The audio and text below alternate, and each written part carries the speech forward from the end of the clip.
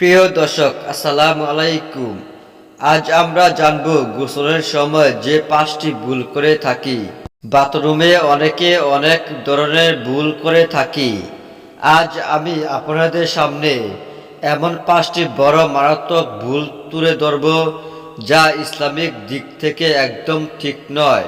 ভিডিওটি শুরু করার আগে একটি অনুরোধ থাকবে, আপনি যদি আমাদের চ্যানেলটি সাবস্ক্রাইব না করে থাকেন দয়া করে সাবস্ক্রাইব করে দিবেন ও লাইক কমেন্ট করে দিবেন। তো চলুন শুরু করা যাক।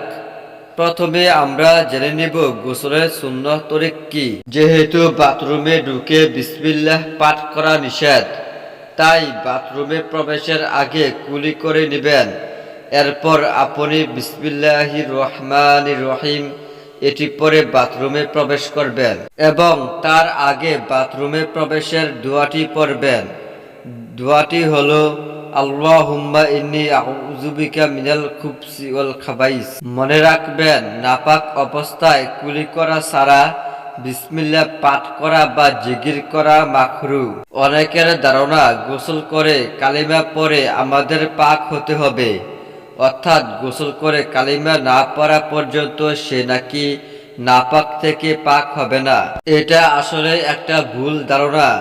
পাক হওয়ার জন্য আপনি গোসলের 3টি ফরজ আদায় করে নিলেই হবে। আর 3টি ফরজ হলো: 1. গড়গড়া সহ কুলি করা। 2. নাকে এতটুকু পরিমাণ পানি হাড্ডি পর্যন্ত পানি পুছে। 3. মাথার চুল থেকে পায়ের নখ পর্যন্ত সারা শরীর কমপক্ষে একবার পানি প্রবাহিত করে নেওয়া। এখন আপনি যদি এই 3টি ফরজ আদায় না করে সারাদিনও কালেমা পাঠ করে থাকেন, তবুও আপনি নাপাক থেকে যাবেন। এখন আমরা জানব বাথরুমে গোসল করার সময় আমরা যে 5টি মারাত্মক ভুল করে থাকি। 1. বাথরুমে প্রবেশের পর কোনো ধরনের দোয়া পাঠ করা যাবে না, কিন্তু আপনি বাথরুমের প্রবেশ এবং বের হওয়ার দোয়া পড়তে পারেন।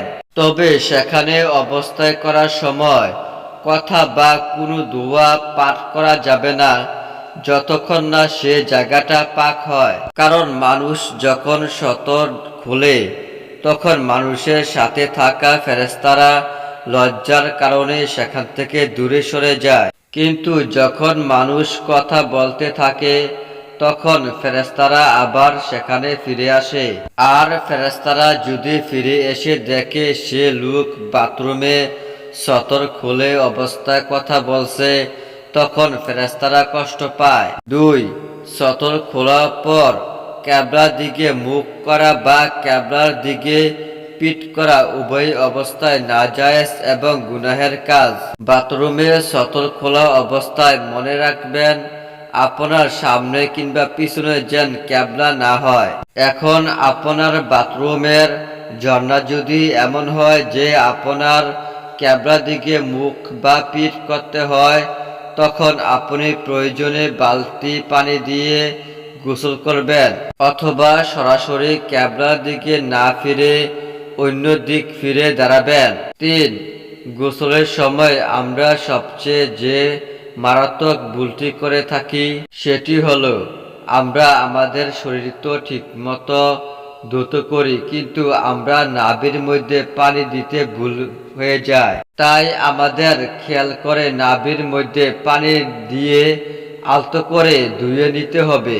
কারণ ফরজ গোসলের ক্ষেত্রে দেহের বহির্ভাগে সর্ব জায়গায় পানি পৌঁছানো ফরজ, আর গোসল ফরজ না হলে আপনার কোনো কিছু কবুল হবে না আল্লাহর কাছে।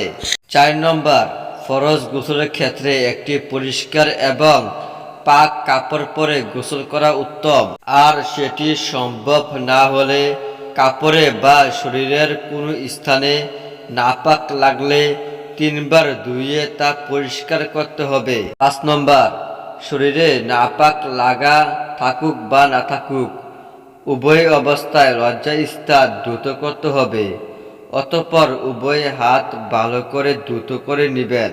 এছাড়াও আরও কিছু সুন্নাহ রয়েছে। ফরজ গোসল এর আগে প্রস্রাব করে নেবে, অজুর শুরুতে বিসমিল্লাহ পাঠ করবে, উভয় হাত কবজি সহ ভালোভাবে ধুয়ে নিবে। সর্বপ্রথম মাথায় পানি ঢালবে, তারপর ডান কাঁধে পানি ঢালবে, তারপর বাম কাঁধে পানি ঢালবে, তারপর বাকি সমস্ত শরীর বীজাণু সমস্ত শরীর এমনভাবে পানি পোষাবে যেন একটা পশমের গোড়াও পানিবিহীন শুকনো বাকি না থাকে। প্রিয় দর্শক, এ ছিল আজকের গুরুত্বপূর্ণ ভিডিওটিতে কোনো কিছু শিখতে পারলে দয়া করে শেয়ার ও সাবস্ক্রাইব করে দিবেন ও লাইক কমেন্ট করে যাবেন। দেখা হবে নতুন কোনো ভিডিও নিয়ে। সে পর্যন্ত ভালো থাকবেন। আল্লাহ হাফেজ।